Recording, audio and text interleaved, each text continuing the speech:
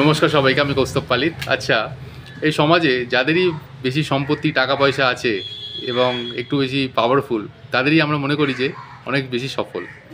এটা কি আদৌ সত্যি? আমরা বলি যে তার উপরই ভগবানের কৃপা হয়েছে।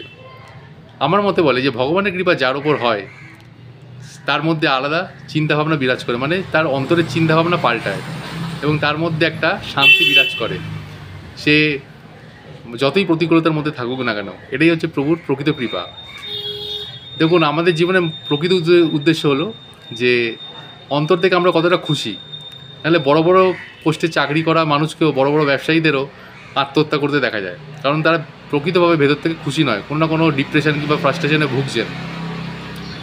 তো মানুষকে দেখে কোনো দিন বিচার করবেন না যে সে সফল কতটা, কিংবা তার সম্পত্তি, টাকা পয়সা দেখে সফলতা বিচার করবেন না প্লিজ। মেন জিনিস হচ্ছে অন্তর থেকে মানুষ কতটা খুশি, এটাই হচ্ছে প্রভুর প্রকৃত কৃপা। Thank you. ভিডিওটা যদি ভালো লেগে থাকে তো অবশ্যই চ্যানেলটা সাবস্ক্রাইব করুন উইথ বেল আইকন, অন্যের সাথে শেয়ার করে দিন, লাইক করে দিন, ফলো করে দিন। Thank you.